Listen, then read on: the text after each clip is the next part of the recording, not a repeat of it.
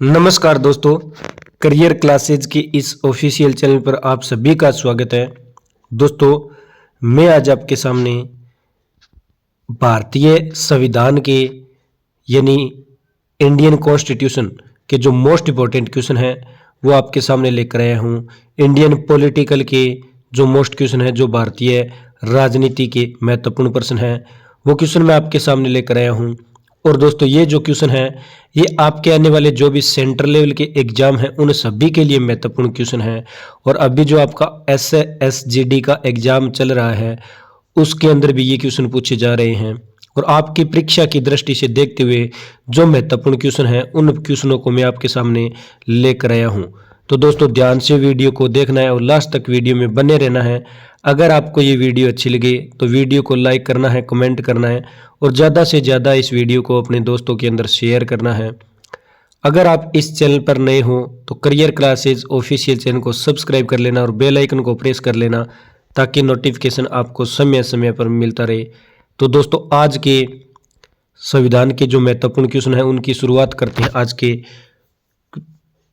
Motivation code के साथ। आज का मोटिवेशन कोड है, खुशियों का वक्त आएगा उसकी जिंदगी में भी, खुशियों का वक्त आएगा उसकी जिंदगी में भी, जो संघर्ष में वक्त में भी आगे बढ़ता जाएगा। यानी खुशियों का वक्त आएगा, खुशियाँ उसी के जीवन में आएगी जो संघर्ष करते हुए आगे बढ़ता जाएगा, जिंदगी के अंदर कठिनाइयों को भी झेलता रहेगा और संघर्ष में भी आगे बढ़ेगा, तो उसके जीवन में खुशियाँ आएगी। तो ये है मोटिवेशन कोड। अब शुरुआत करते हैं आज के क्वेश्चनों की। फर्स्ट क्वेश्चन है, भारत के राष्ट्रपति बनने के लिए न्यूनतम आयु है। भारत के राष्ट्रपति बनने के लिए न्यूनतम आयु है, तो राइट आंसर होगा इसका सी, 35 वर्ष। न्यूनतम आयु 35 वर्ष है। यानी बात करें तो यानी भारत के जो राष्ट्रपति है, राष्ट्रपति के रूप में कार्य करने के लिए न्यूनतम आयु 35 वर्ष है। उपराष्ट्रपति के लिए भी कार्य करने की जो न्यूनतम आयु है ये 35 वर्ष है। इसके अलावा राष्ट्रपति पागल या दिवालिया नहीं होना चाहिए। तो ये जो है राष्ट्रपति उपराष्ट्रपति के प्रति जो बातें हैं ये ध्यान में रखना कि उसकी उम्र 35 वर्ष है और वह पागल या दिवालिया घोषित न हुआ हो। तो ये बातें राष्ट्रपति उपराष्ट्रपति पे लागू होती है। नेक्स्ट है, भारतीय संविधान में 11वां मौलिक अधिकार में कौन सा संशोधन जो है बाद में जोड़ा गया। भारतीय संविधान में 11वां मौलिक अधिकार कौन से संशोधन के बाद जो है जोड़ा गया था। तो इसका जो राइट आंसर होगा सी, 86वें संविधान संशोधन। 86वें संविधान संशोधन जो 2002 के अंदर हुआ था उसके बाद जो है 11वां मौलिक अधिकार जो है ये जोड़ा गया था। यानी बात करें तो भारतीय संविधान के अंदर 10 मौलिक अधिकार, 42वां संविधान संशोधन हुआ था 1976 में, इस संशोधन के बाद जोड़े गए थे। और 11वां जो संविधान संशोधन है ये 2002 के अंदर जो 86वां संविधान संशोधन हुआ था उसके बाद जोड़ा गया था। नेक्स्ट क्वेश्चन है, निम्न में कौन केंद्रीय कार्यकारी में शामिल है। निम्न में कौन केंद्रीय कार्यकारी में शामिल है। तो इसका राइट आंसर होगा ए, 1 और 2। यानी राष्ट्रपति कार्यकारी के अंदर केंद्रीय कार्यकारी में शामिल होता है और मंत्रिपरिषद यानी प्रधानमंत्री की अध्यक्षता करने वाली जो मंत्रिपरिषद है ये भी इसके अंदर शामिल होती है। तो राइट आंसर होगा इसका ए, 1 व 2 दोनों। नेक्स्ट है, बात करें यानी केंद्रीय कार्यकारी में राष्ट्रपति शामिल होता है और प्रधानमंत्री और मंत्रिपरिषद शामिल होते हैं। नेक्स्ट है, भारत में पहली बार आम चुनाव कब हुए थे। भारत में पहली बार जो आम चुनाव हुए थे वो कब हुए थे। तो इसका राइट आंसर होगा सी, 1951 के अंदर पहली बार आम चुनाव हुए थे। यानी भारत में पहली बार आम चुनाव जो है ये 25 अक्टूबर 1951 से लेकर 27 मार्च 1952 तक पहली बार आम चुनाव हुए थे। ये ध्यान में रखना है। नेक्स्ट क्वेश्चन है, सरदार ईश्वरण सिंह समिति की रिपोर्ट के बाद किस संविधान संशोधन के तहत मौलिक कर्तव्य भारत के संविधान में जोड़े गए। सरदार ईश्वरण सिंह समिति की रिपोर्ट के बाद कौन सा संविधान संशोधन था जिसके तहत मौलिक कर्तव्य को भारत के संविधान में जोड़ा गया था। तो इसका राइट आंसर होगा डी, 42वें संविधान संशोधन के बाद। यानी बात करें तो सरदार स्वर्ण सिंह समिति ये इंदिरा गांधी के द्वारा आपातकाल के समय बनाई गई थी। सरदार पूछे कि किसके द्वारा बनाई गई थी, तो सरदार स्वर्ण सिंह समिति जो है ये इंदिरा गांधी के द्वारा बनाई गई थी आपातकाल के समय। और इस समिति का जो मुख्य उद्देश्य था, ये पिछले अनुभवों के प्रकाश में संविधान में संशोधन और संशोधन की सिफारिश करने के सवाल का अध्ययन करना इसका मुख्य उद्देश्य था। और मौलिक कर्तव्य भारत के संविधान के अनुच्छेद 51 में दिए गए हैं, ये बात ध्यान में रखनी है। और ये सरदार स्वर्ण सिंह समिति की सिफारिश के बाद भी जोड़े गए थे। इन्हें मानने के लिए नागरिक को बाध्य नहीं किया जा सकता है, ये बात भी कही गई है। और ये 42वें संविधान संशोधन के बाद जोड़े गए थे। तो ये इतनी बातें जो है आपको ध्यान में रखनी है।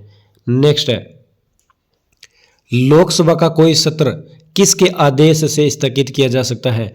लोकसभा का कोई भी सत्र है, ये किसके आदेश से स्थगित किया जा सकता है? तो राइट आंसर होगा बी, राष्ट्रपति के आदेश से ये स्थगित किया जा सकता है। यानी लोकसभा के सत्र को राष्ट्रपति के आदेश पर स्थगित किया जा सकता है, ध्यान में रखना है। नेक्स्ट है, निम्न में क्या राज्य के मुख्य सचिव का कार्य नहीं है? तो कौन सा जो है राज्य के मुख्य सचिव का कार्य नहीं है? तो राइट आंसर होगा डी, यानी राज्य के मामलों की रिपोर्ट केंद्रीय मंत्रियों को भेजना। राज्य के मामलों की जो रिपोर्ट है ये केंद्रीय मंत्रियों का भेजना, ये जो काम है ये राज्य के मुख्य सचिव का कार्य नहीं है। नेक्स्ट है, निम्न में कौन केंद्रीय कार्यकारी में शामिल है? निम्न में से कौन केंद्रीय कार्यकारी में शामिल है? तो राइट आंसर होगा ए, 1 व 2 दोनों, यानी राष्ट्रपति शामिल है और मंत्री प्रधानमंत्री की अध्यक्षता करने वाली मंत्रिपरिषद भी इसके अंदर शामिल है। नेक्स्ट है, सुप्रीम कोर्ट के मुख्य न्यायाधीश की सेवानिवृत्त होने की आयु क्या है? सुप्रीम कोर्ट के मुख्य न्यायाधीश की सेवानिवृत्त होने की आयु क्या है? तो राइट आंसर होगा बी, 65 वर्ष इनकी क्या है? मुख्य आयु है। जो मुख्य न्यायाधीश होता है सुप्रीम कोर्ट का, इनके सेवानिवृत्त होने की जो मुख्य आयु है ये 65 वर्ष है, ये ध्यान में रखना है। यानी सुप्रीम कोर्ट के मुख्य न्यायाधीश की सेवानिवृत्त होने की आयु 65 वर्ष, लेकिन उच्च न्यायालय के न्यायाधीश की सेवानिवृत्त होने की आयु 62 वर्ष है। तो ये दोनों बातें आपको ध्यान में रखना है। 65 वर्ष किसकी है? तो सुप्रीम कोर्ट के मुख्य न्यायाधीश की, और 62 वर्ष किसकी है? तो उच्च न्यायालय के न्यायाधीश की। नेक्स्ट क्वेश्चन है, निम्न में कौन सा अनुच्छेद राष्ट्रपति के महाभियोग से संबंधित है? तो कौन सा अनुच्छेद जो है ये राष्ट्रपति के महाभियोग से संबंधित है, पूछा गया है। तो इसका राइट आंसर होगा बी, अनुच्छेद 61। आर्टिकल कौन सा है? 61। तो ध्यान में रखना है, अनुच्छेद जो 61 है ये राष्ट्रपति के महाभियोग से संबंधित है। और दोस्तों, भारतीय संविधान के अनुच्छेद 61 के अनुसार यदि राष्ट्रपति पर संविधान के उल्लंघन का आरोप लगे तो उसके खिलाफ महाभियोग लाया जा सकता है।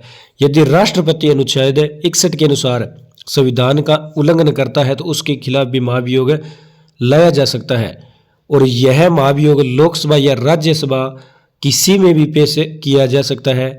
और महाभियोग पेश करने के लिए सदन के कम से कम 25% सदस्यों का हस्ताक्षर जरूरी है। और इसे पारित करने के लिए सदन के 2/3 सदस्यों का बहुमत जरूरी होता है, ये ध्यान में रखना है। नेक्स्ट है, निम्नलिखित में गलत कथन छांटिए। निम्नलिखित में गलत कथन को छांटिए। कौन सा कथन है जो इनमें से गलत है? तो राइट आंसर होगा बी, यानी प्रस्तावना कानून की अदालत में लागू करने योग्य है। कानून की अदालत में लागू करने योग्य है, यह जो कथन है ये गलत है। यानी क्या कहता है कि परमोबल कानून की अदालत में लागू नहीं है। इसका मतलब यह है कि यह प्रकृति में न्याय संगत नहीं है। तो ये बात प्रस्तावना के बारे में लागू होती है। नेक्स्ट है, अनुसूचित जनजातियों और अन्य पारंपरिक वनवासियों यानी वन अधिकारों की मान्यता के अनुसार, यानी 1900 जो अधिनियम था 2006 के माध्यम से अनुसूचित जनजातियों और अन्य पारंपरिक वनवासियों को निम्न में से कौन सा प्रदान किया गया है? अनुसूचित जनजातियों और अन्य पारंपरिक वनवासियों को वन अधिकारी अधिनियम 2006 के माध्यम से अनुसूचित जनजातियों और अन्य पारंपरिक वनवासियों को निम्न में से कौन सा प्रदान किया गया है? तो इसका जो राइट आंसर होगा बी, राइट आंसर होगा इसका बी जो है इसका राइट आंसर होगा, ध्यान में रखना है। जंगल के बाहर स्थानों में भूमि आवंटन, ये इसका राइट आंसर होगा। नेक्स्ट है, जनवरी 2009 के संशोधन के अनुसार भारत के मुख्य न्यायाधीश का वेतन क्या है? जनवरी 2009 के संशोधन के अनुसार भारत के मुख्य न्यायाधीश का वेतन पूछा गया है कि इनका वेतन क्या है? तो राइट आंसर होगा ए, 1,00,000 रुपये है। जनवरी 2009 के संशोधन के अनुसार भारत के मुख्य न्यायाधीश का जो वेतन है ये 1,00,000 रुपये है, ध्यान में रखना है। नेक्स्ट है, न्यायिक समीक्षा की शक्ति भारत के किसके पास है? न्यायिक समीक्षा की शक्ति भारत में किसके पास है पूछा गया है? तो राइट आंसर होगा ए, सुप्रीम कोर्ट, केवल सुप्रीम कोर्ट। तो सुप्रीम कोर्ट के पास है, तो न्यायिक समीक्षा का अधिकार केवल सुप्रीम कोर्ट के पास है। न्यायिक समीक्षा के अधिकार के अनुसार सुप्रीम कोर्ट ये सब कार्य करता है। नेक्स्ट है, सर्वजीत राय बनाम DERC 2006 का प्रसिद्ध केस था। यह केस किससे संबंधित था? सर्वजीत राय बनाम DERC 2006 का जो प्रसिद्ध केस था यह किस से संबंधित है पूछा गया है? तो राइट आंसर होगा इसका सी, सूचना के अधिकार से यह संबंधित था। नेक्स्ट है, निम्न में से कौन सा संशोधन विधेयक एंग्लो इंडियन को लोकसभा और विधानसभाओं के नामांकन को 10 वर्षों तक बढ़ा देता है? कौन सा संशोधन विधेयक है जो एंग्लो इंडियंस को लोकसभा और विधानसभाओं के नामांकन को 10 वर्षों तक जो है बढ़ा देता है? तो राइट आंसर होगा इसका सी, राइट आंसर होगा सी, 109वां संविधान संशोधन। यानी 109वां संविधान संशोधन जो है ये विधेयक एंग्लो इंडियन को लोकसभा और विधानसभाओं के नामांकन को 10 वर्षों तक बढ़ा देता है। तो राइट आंसर होगा सी, 109वां संविधान संशोधन। नेक्स्ट है, दिल्ली को मेट्रोपॉलिटन काउंसिल से विधानसभा का दर्जा कब मिला? दिल्ली को मेट्रोपॉलिटन काउंसिल से विधानसभा का दर्जा कब मिला था? तो इसका जो राइट आंसर होगा बी, 1992 1992 के अंदर जो है मेट्रोपॉलिटन काउंसिल से विधानसभा का दर्जा दिल्ली को जो है मिला था। तो बात करें तो 1996 के अंदर जो दिल्ली है 1966 में दिल्ली को 56 निर्वाचन और 5 मनोनीत सदस्यों की मेट्रोपॉलिटन काउंसिल बनाया गया, जिसकी भूमिका केवल सलाहकार की थी और जो कोई कानून नहीं बना सकती थी। और 1992 में दिल्ली को पूर्ण राज्य बनाया गया। दिल्ली को पूर्ण राज्य कब बनाया गया? तो ध्यान में रखना है 1992 को। नेक्स्ट क्वेश्चन है, किस वर्ष अल्पसंख्यकों के कल्याण के लिए प्रधानमंत्री का नया 15 पॉइंट कार्यक्रम लॉन्च किया गया? किस वर्ष अल्पसंख्यकों के कल्याण के लिए प्रधानमंत्री का नया 15 पॉइंट कार्यक्रम लॉन्च किया गया था? तो राइट आंसर होगा डी, 2006 ईस्वी के अंदर अल्पसंख्यकों के कल्याण के लिए प्रधानमंत्री का जो नया पॉइंट है 15 पॉइंट ये कार्यक्रम है लॉन्च किया गया 2006 ईस्वी के अंदर। नेक्स्ट है, 74वें संवैधानिक संशोधन विधेयक में निम्न में से किस पर विचार किया गया? 74वें संवैधानिक संशोधन विधेयक में निम्न में से किस पर विचार किया गया था? तो राइट आंसर होगा ए, एक नगरपालिका का संविधान और संरचना। एक नगरपालिका का संविधान और संरचना 74वें संविधान संशोधन विधेयक के अंदर विचार इन पे जो है किया गया था। तो राइट आंसर ए होगा। नेक्स्ट है, NRI के वोट देने के संबंध में कौन सा कथन सही है? NRI के वोट देने के संबंध में कौन सा कथन जो है सही है पूछा गया है? तो राइट आंसर होगा डी। इसके अंदर संसदीय और विधानसभा दोनों जो है चुनाव में वोट डाल सकते हैं। संसदीय और विधानसभा जो है दोनों चुनाव में वोट डाल सकते हैं, ये कथन जो है ये राइट है। नेक्स्ट है, 10 अप्रैल 1967 को 21वें संविधान संशोधन द्वारा कौन सी भाषा को 8वीं अनुसूची में शामिल किया गया?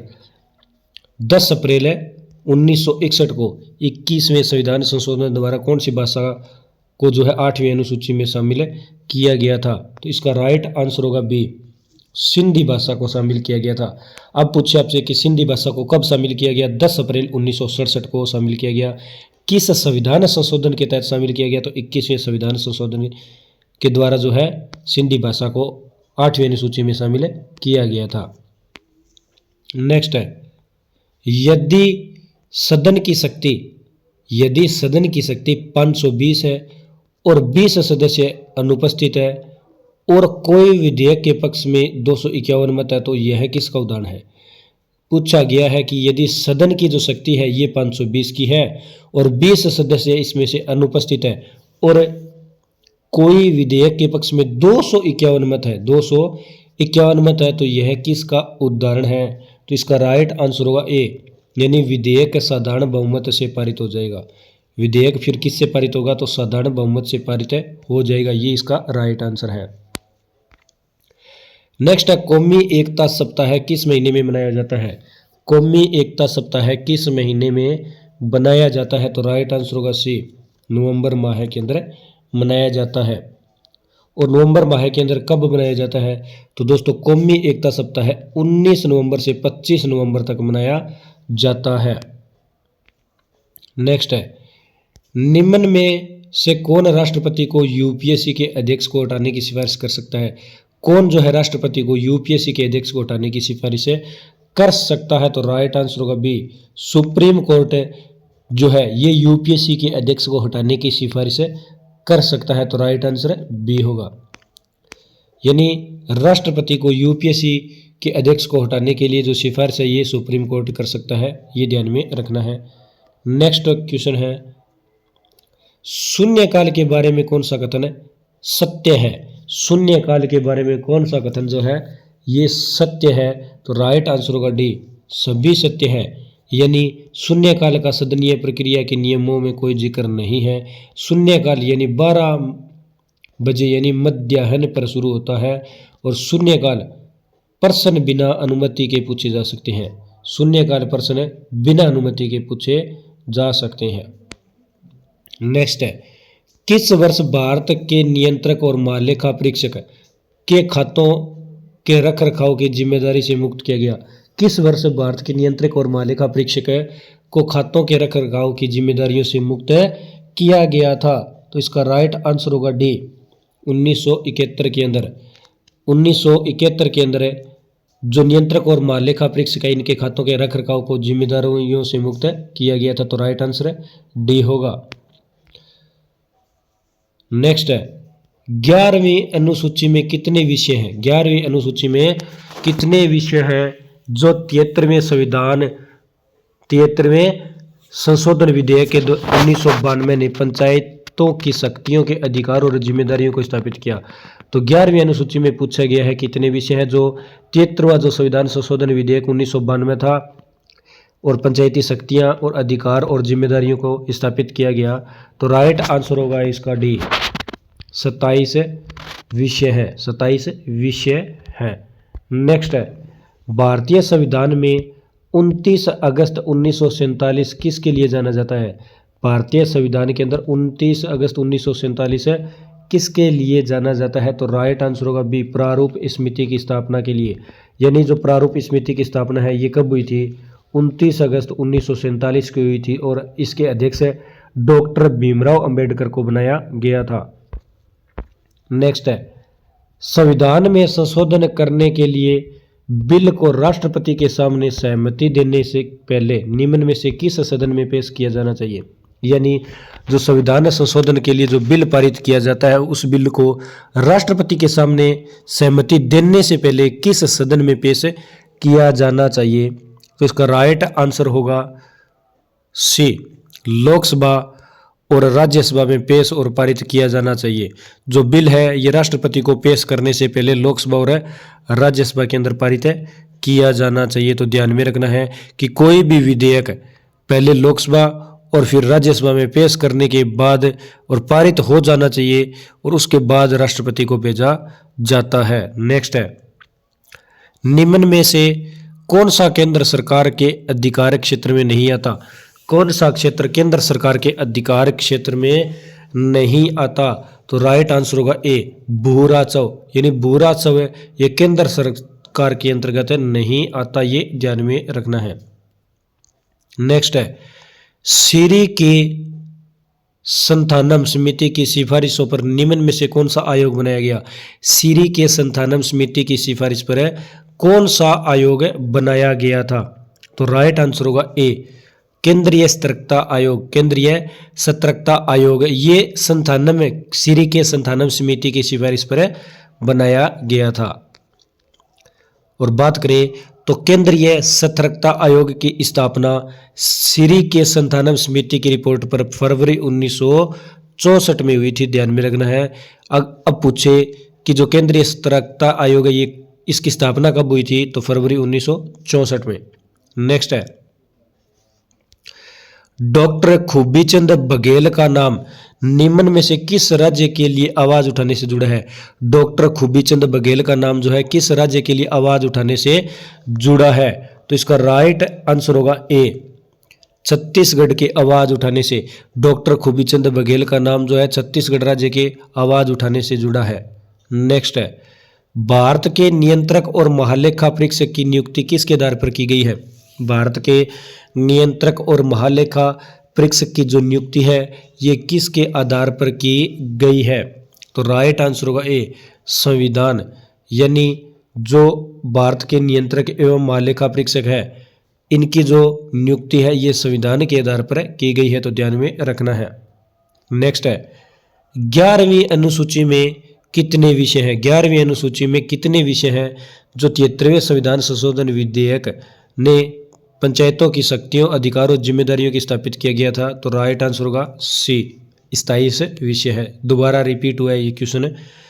नेक्स्ट है, निम्न में से कौन सा केंद्र सरकार के अधीन क्षेत्र में नहीं आता?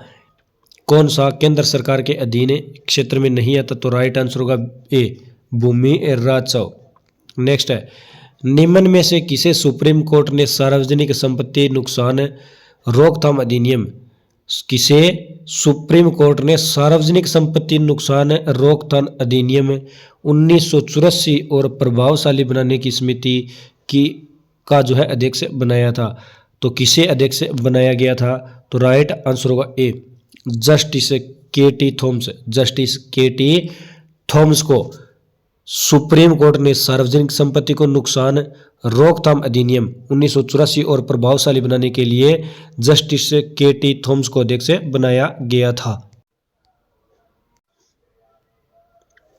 नेक्स्ट है कि सुप्रीम कोर्ट के ने सार्वजनिक संपत्ति को नुकसान रोकथाम अधिनियम 1984 को और प्रभावशाली बनाने के लिए समिति का जो अध्यक्ष है ये जस्टिस के.टी. थॉमस को बनाया गया था। नेक्स्ट है, हिंदी में भारत की आधिकारिक भाषा की स्थिति को प्राप्त करने में उनके प्रयासों के लिए निम्न में से कौन सा व्यापक रूप जो है याद किया जाता है? कि हिंदी में भारत की आधिकारिक भाषा की स्थिति को प्राप्त करने के लिए उनके प्रयासों के लिए जो कौन सा व्यापक रूप है जो याद किया जाता है? तो इसका राइट आंसर होगा बी, पुरुषोत्तम दास दंडन। पुरुषोत्तम दास दंडन जो प्रयास है ये व्यापक रूप से याद किया जाता है। तो पुरुषोत्तम दास दंडन एक स्वतंत्रता सेनानी थे जिन्होंने हिंदी के लिए बहुत कार्य किया था, इसलिए पुरुषोत्तम दास दंडन को जो है बहुत याद किया जाता है। नेक्स्ट है, भारत का पहला नगर निगम कौन सा है? भारत का पहला नगर निगम कौन सा है? तो राइट आंसर होगा डी, भारत का पहला नगर निगम मद्रास है। यानी मद्रास की बात करें तो मद्रास नगर निगम भारत की सबसे पुरानी नगर निगम है जिसकी स्थापना 1687 के अंदर हुई थी। तो मद्रास नगर निगम की स्थापना 1687 के अंदर हुई थी। नेक्स्ट है, निम्न में कौन यह निर्णय करता है? निम्न में कौन यह निर्णय करता है कि राज्य में विधान परिषद होनी चाहिए? तो कौन सा है जो निर्णय करता है कि राज्य में विधान परिषद होनी चाहिए? तो राइट आंसर होगा सी, विधानसभा यह निर्णय करती है कि राज्य में विधान परिषद होनी चाहिए कि नहीं होनी चाहिए, ये विधानसभा जो है निर्णय करती है। और बात करें राज्य मरण विधान परिषद होना चाहिए या नहीं, इसका निर्णय विधानसभा द्वारा किया जाता है। नेक्स्ट है प्रशासनिक प्राधिकरणों की स्थापना किस संविधान संशोधन के तहत हुई? प्रशासनिक प्राधिकरणों की स्थापना किस संविधान संशोधन के तहत हुई थी? तो राइट आंसर होगा 42वें संविधान संशोधन, राइट आंसर सी। प्रशासनिक प्राधिकरणों की स्थापना जो है 42वें संविधान संशोधन के तहत हुई थी, यानी प्रशासनिक प्राधिकरणों की स्थापना 42वें संविधान संशोधन के तहत हुई। और इस संशोधन को मिनी संविधान कहा जाता है। मिनी कॉन्स्टिट्यूशन कौन से संविधान संशोधन को कहा जाता है? तो ध्यान में रखना है 42वें संविधान संशोधन को मिनी कॉन्स्टिट्यूशन के नाम से जाना जाता है। नेक्स्ट है भारत के संविधान में निम्न में से किसके महाभियोग का वर्णन नहीं है? भारत के संविधान के अंदर किसके महाभियोग का वर्णन नहीं दिया गया? तो राइट आंसर होगा डी, भारतीय राज्य के राज्यपाल का जो महाभियोग का वर्णन है ये संविधान के अंदर नहीं दिया गया है। नेक्स्ट है पोलित ब्यूरो शब्द का प्रयोग कम्युनिस्ट राजनीतिक दलों की कार्यकारी समिति के लिए किया जाता है। यह शब्द निम्न में से देशों में से किससे उत्पन्न हुआ है? तो पोलित ब्यूरो शब्द ये कम्युनिटी राजनीतिक दलों की कार्यकारी समिति के लिए किया जाता है। और यह किस देश से उत्पन्न हुआ है या किस देश से संबंधित है? तो राइट आंसर होगा बी, जर्मनी देश से ये संबंधित है। तो ध्यान में रखना है पोलित ब्यूरो संबंधित जो है शब्द है ये जर्मनी देश से संबंधित है और इसका प्रयोग कम्युनिस्ट राजनीतिक दलों की कार्यकारी समिति के लिए किया जाता है। नेक्स्ट है निम्नलिखित पर ध्यान दीजिए। तो कौन सा राइट है शायद पूछा गया है। तो राष्ट्रपति द्वारा जारी अध्यादेश के अधिकतम जीवन राज्यपाल द्वारा जारी अध्यादेश के अधिकतम जीवन से अधिक है, या केंद्र शासित प्रदेशों में प्रशासकों में कोई भी अध्यादेश बनाने की शक्ति नहीं है, या जो है इनमें से कौन सा कथन पूछा गया है कि राइट है? तो इसका राइट आंसर होगा डी, इनमें से कोई सा भी कथन जो है राइट नहीं है, इनमें से कोई सा भी कथन सही नहीं है। तो पूछा गया है कौन से कथन सही है कौन सा नहीं है, तो इनमें से आंसर होगा इनमें से कोई नहीं। तो राइट आंसर डी होगा, यानी राष्ट्रपति और राज्यपाल द्वारा जारी किए गए अध्यादेशों की अधिकतम आयु समान होती है। नेक्स्ट है निम्नलिखित पर ध्यान दीजिए। इसने पूछा है मौलिक अधिकार, मौलिक कर्तव्य और नीति निर्देशक तत्व लैंगिक समानता का सिद्धांत इनमें किस में है? तो लैंगिक समानता का सिद्धांत इन तीनों में से पूछा गया है किस में है? तो राइट आंसर होगा डी, 1, 2 और 3। तो पहले के अंदर दूसरे और तीसरे तीनों के अंदर, पहला दूसरा और तीसरा तीनों के अंदर जो है लैंगिक समानता का सिद्धांत पाया जाता है। तो राइट आंसर डी होगा। नेक्स्ट है कि लैंगिक समानता का सिद्धांत मौलिक अधिकार, मौलिक कर्तव्य और नीति निर्देशक सिद्धांत तीनों में स्थित है। नेक्स्ट है 1950 में योजना आयोग की स्थापना किसने की? 1950 के अंदर योजना आयोग की जो स्थापना है ये किसने की थी? तो राइट आंसर होगा डी, कैबिनेट मिशन ने 1950 में योजना आयोग की स्थापना की थी। तो बात करें योजना आयोग की स्थापना 1950 में कैबिनेट ने एक अतिरिक्त संवैधानिक संस्था के रूप में की थी और 17 अगस्त 2014 को इसे खत्म कर दिया गया था और इसका स्थान नीति आयोग ने ले लिया। तो योजना आयोग का नाम बदलकर नीति आयोग कब किया गया? 17 अगस्त 2014 को। और योजना आयोग की स्थापना पूछे तो 1950 को। नेक्स्ट है भारत में केंद्रीय विधायिका और संसद में क्या अंतर है? भारत में केंद्रीय विधायिका और संसद में क्या अंतर है? तो राइट आंसर होगा डी, राइट आंसर होगा डी, इनमें कोई अंतर नहीं है। यानी केंद्रीय विधायिका में लोकसभा और राज्यसभा शामिल है, संसद में लोकसभा, राज्यसभा और राष्ट्रपति शामिल है। केंद्रीय विधायिका में केवल लोकसभा, संसद, लोकसभा और राज्यसभा शामिल है। केंद्रीय विधायिका में लोकसभा, राज्यसभा और राष्ट्रपति शामिल है और संसद में लोकसभा, राज्यसभा शामिल है। तो इनमें कोई अंतर नहीं है, तो राइट आंसर है डी होगा। यानी भारत में केंद्रीय विधायकों को क्या कहा जाता है? संसद कहा जाता है। नेक्स्ट क्वेश्चन है पार्टी पावर। पार्टी पावर मंत्रियों और अन्य अधिकारियों के लिए भारत के निर्वाचन आयोग द्वारा आचार संहिता के अनुसार किस समय से विवेकाधीन निधि से अनुदान भुगतान अनुमोदित नहीं किया जाएगा? पूछा गया है कि पार्टी पावर मंत्रियों और अन्य अधिकारियों के लिए भारत के निर्वाचन आयोग द्वारा आचार संहिता के अनुसार किस समय से विवेकाधीन निधि से अनुदान भुगतान अनुमोदित नहीं किया जाता? तो इसमें राइट आंसर पूछा है, तो राइट आंसर होगा बी, आयोग द्वारा समय चुनाव की घोषणा की गई है। आयोग द्वारा समय चुनाव की घोषणा की गई है। नेक्स्ट है भारत में ईवीएम यानी इलेक्ट्रॉनिक वोटिंग मशीन को चुनाव आयोग द्वारा निम्न में से किसके सहयोग से तैयार और डिजाइन किया था?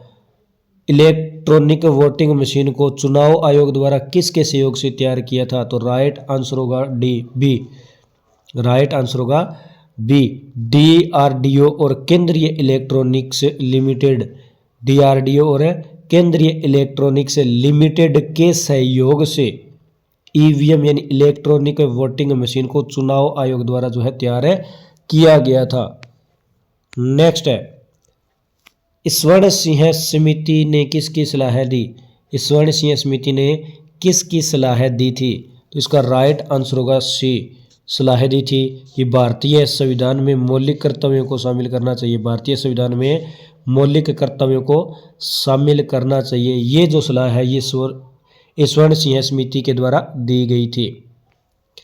और बात करें तो 1976 के अंदर कांग्रेस ने आंतरिक आपातकाल यानी 1975 से जो 1977 का आपातकाल था, इनके संचालनों के दौरान मौलिक कर्तव्यों आवश्यकता और आवश्यकता के बारे में सिफारिशें करने के लिए सरदार स्वर्ण सिंह समिति की स्थापना की थी। इसने जोर दिया कि नागरिकों को सचेत होना चाहिए कि अधिकारों के अलावा उनके पास भी कुछ कर्तव्य है। केंद्र सरकार ने इन सिफारिशों को स्वीकार कर लिया और 1976 में 42वें संवैधानिक संशोधन अधिनियम को अधिनियमित किया गया और इस संशोधन ने संविधान भाग ये कौन सा है?